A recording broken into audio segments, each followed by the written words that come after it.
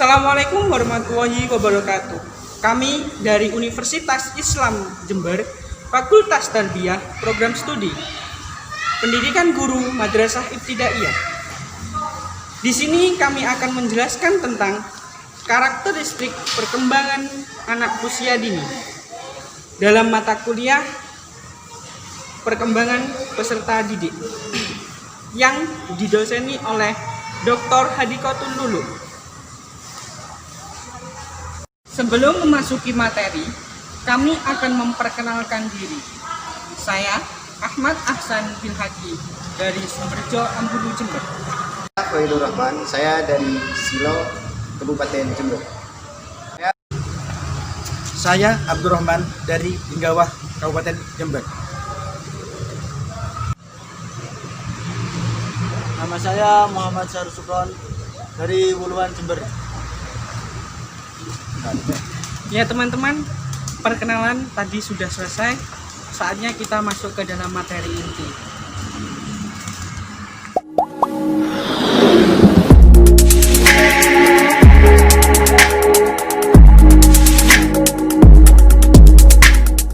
Ya, untuk materi di sini yang pertama saya akan menjelaskan tentang pengertian karakteristik perkembangan anak usia dini, yaitu yang merupakan masa kecil ketika anak memiliki kepribadian dalam bertingkah laku. Dalam perkembangan ini ada beberapa aspek. Yang pertama ada nilai agama dan moral. Yang kedua ada fisik dan motorik. Ketiga ada kognitif. 4 sosial emosional. 5 bahasa. 6 seni. Pertama di sini nilai agama dan moral. Apa itu nilai agama dan moral? Yaitu sesuatu yang perlu dianut untuk menjalankan ibadah plus berkomunitas dengan masyarakat sekitar.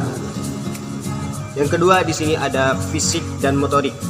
Segala sesuatu yang berhubungan dengan perkembangan tubuh. Ketiga ada kognitif, yaitu akal dan pikiran. Pertumbuhan di area ini sangat luas. Tidak hanya di sekolah, tetapi juga dari permainan-permainan yang mengajak si kecil berpikir. Keempat, ada sosial emosional. Sangat terkaitan erat dengan perkenalan diri dan orang-orang di sekitar. 5, ada bahasa.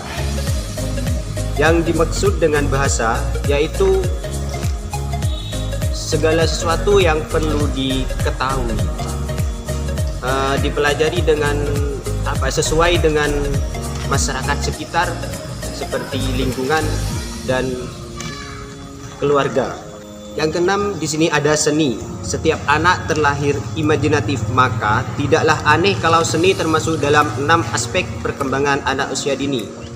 Dia bisa bereksplorasi dan mengekspresikan diri dalam hal musik, drama, lukisan, kerajinan, dan masih banyak lagi. Ia juga lebih menghargai hasil karya seni. Orang tua perlu mengetahui terdapat 6 aspek tersebut. Untuk poin kedua yaitu bermain sambil belajar. Merupakan hal yang menyenangkan, apalagi di tempat wisata seperti kolam renang, kebun binatang, tempat wisata yang lainnya juga ya. Belajar sambil bermain merupakan strategi yang tepat bagi anak-anak usia dini. Bermain merupakan kegiatan yang penting bagi pertumbuhan dan perkembangan fisik, sosial, emosional, intelektual, dan spiritual. Untuk fungsi-fungsinya yaitu fungsi bermain bagi guru dan orang tua adalah agar guru dan orang tua dapat memahami karakter anak, jalan pikir anak, dan dapat intervensi, kolaborasi, dan berkomunikasi dengan baik. Adapun manfaat lainnya dari bermain bagi anak-anak. Yang pertama, bermain merupakan sarana bagi anak untuk bersosialisasi antar teman A dengan yang punya lagi, biar tidak ada kesenjangan sosial. Kemudian C, bermain bagi anak-anak adalah untuk melepaskan diri dari ketegangan. Yang C, yang D selanjutnya, bermain merupakan dasar bagi pertumbuhan mentalnya. Kemudian, melalui bermain, anak-anak dapat mengembangkan imajinasinya seluas mungkin. Ya, dapat mengembangkan imajinasi seluas mungkin. Itu. Yang terakhir, melalui bermain, anak-anak dapat berpetualang, menjelajah lingkungan, dan menemukan hal-hal baru dalam kehidupannya masing-masing. Sekian. Ya, saya akan menerangkan tentang perkembangan perilaku kognitif. Sebelum kita memasuki perkembangan perilaku kognitif, kalian harus tahu apa sih itu pengertiannya. Ya. Yang pertama, pengertiannya kognitif yaitu kognitif secara istilah berasal dari kata cognition yang berarti knowing atau pengetahuan. Yang dalam arti luas berarti perolehan, penataan, dan penggunaan pengetahuan. Sedangkan perkembangan istilahnya yaitu menjadi populer sebagai salah satu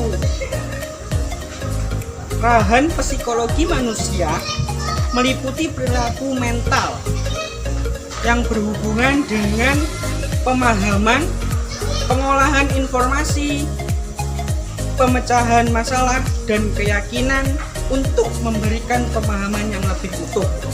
Itu dari pengertian perkembangan kognitif. Yang kedua yaitu tahap perkembangan kognitif. Seorang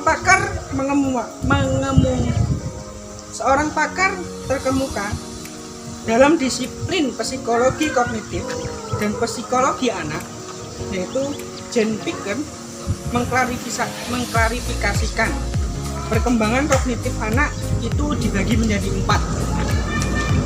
Yaitu yang pertama, bagi 4 ya, yaitu yang pertama tahap sensori motor atau berkisar antara usia sejak lahir sampai umur 2 tahun.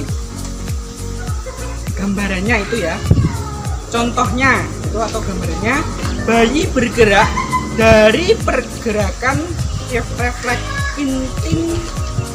instingtif pada saat lahir sampai permulaan perkiraan simbolis. Nah, jadi mulai dari 0 sampai umur 2 tahun. Contohnya yaitu bayi.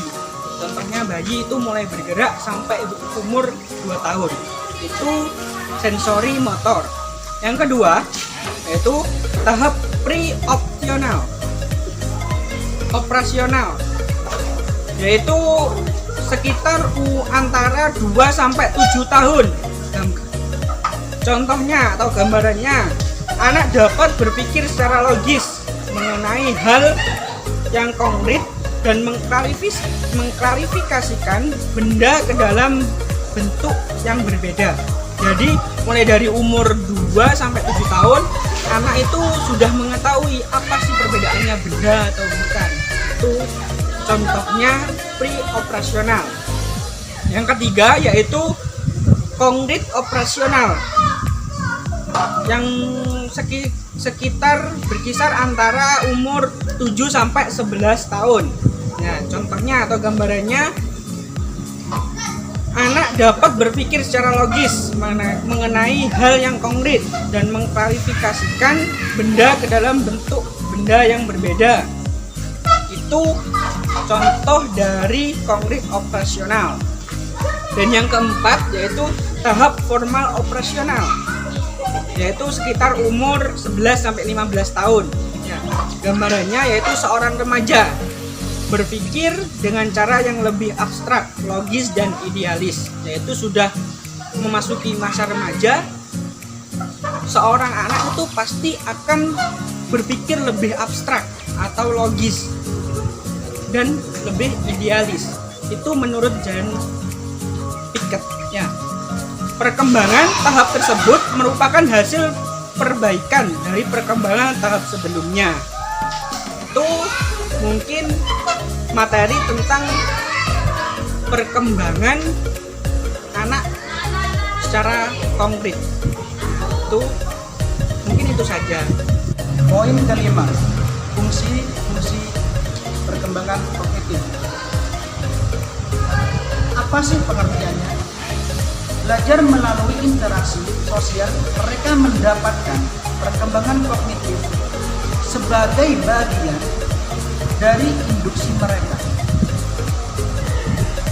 dalam cara hidupnya. Dalam fungsi kognitif terdapat 4 poin. Yang pertama, membantu memecahkan masalah. Pengertiannya, melewati alat berpikir ini, seseorang pasti dapat mencari jalan keluar terhadap masalah yang dihadapinya. Contohnya,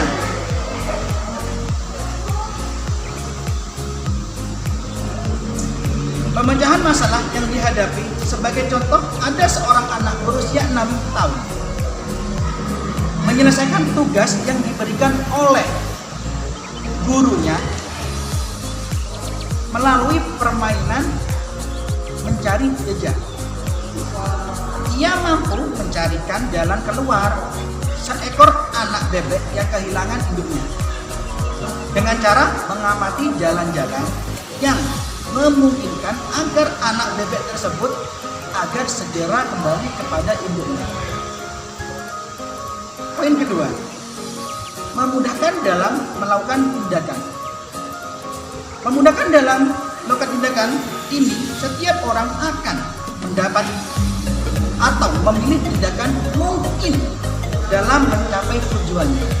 Maksudnya, kepraktisan dalam bertindak yang seringkali ditunjukkan oleh seorang anak dalam melakukan sesuatu aktivitas merupakan cermin dari fungsi alat pikirnya. Misalnya, seorang anak laki-laki bernama Rino berusia 6 dan 5 tahun bertindak cepat untuk melapor kepada guru ketika seorang temannya bernama Rino terjatuh dari perosotan. Tindakan Rino inilah merupakan reaksi cepat yang merupakan cermin bahwa harus ada orang yang segera menolong Rino. Untuk poin ketiga, memperluas kemampuan. Melalui fungsi dari alat pikir, setiap orang akan mampu memperluas wawasannya atau pola pikirnya melalui berbagai kegiatan untuk mencari dan menemukan berbagai pengetahuan yang ada di sekitarnya. Sebagai contoh, ketika seorang guru membuat program kegiatan belajar mengajar dengan tema binatang, guru bio dalam hal ini, guru mengajak anak berwisata ke kebun binatang. Pada mulanya, anak diminta mengamati bentuk-bentuk dari hewan atau burung bio tersebut. Kemudian, anak dimintai mendengarkan suara burung dan menirukannya. Setelah itu, bila ada beberapa anak yang berani boleh meraba tubuh burung dengan didampingi pawang agar selamat dari binatang-binatang tersebut. Aktivitas pembelajaran ini dapat menjelaskan perluasan kemampuan berpikir anak dalam mengenal binatang yang bernama burung beo semakin menjadi lebih baik. Itu untuk poin ketiga. Sekarang kita masuk poin keempat, yakni melakukan sesuatu sesuai dengan kemampuannya. Maksudnya bagaimana? Alat berpikir manusia pada dasarnya akan berkembang secara ilmiah, mengikuti apa yang terjadi di lingkungannya, di alam sekitarnya. Semakin banyak situasi yang diperoleh saat ini, ia berinteraksi dengan lingkungannya, maka akan semakin cepat pola pikirnya berkembang. Misalnya, seorang anak bernama Diendra, usianya 4 tahun, sudah dapat menyebutkan 3 nama binatang dengan ciri-cirinya. Karena orang tuanya sering bercerita tentang binatang pemeliharaan. Bahkan Hendra seringkali mengamati ketika binatang-binatang tersebut sedang bermain di halaman dan seringkali diajak kedua orang tuanya untuk mengamati binatang-binatang di kebun binatang. Hendra di sana melihat banyak binatang-binatang dan mengamati satu persatu binatang-binatang tersebut. Peningkatan fungsi-fungsi mental seorang berasal dari kehidupan sosial atau kelompoknya dan bukan sekedar dari orang itu sendiri, sehingga sebenarnya lebih cepat disebut sebagai pendekatan, yaitu proses pengetahuan baru secara bersama-sama antara semua pihak yang terlibat di dalamnya. Konsep-konsep penting teori perubahan sekitar tentang perkembangan anak. Mungkin cukup sekian dari kami. Saya akhiri. Wassalamualaikum warahmatullahi wabarakatuh.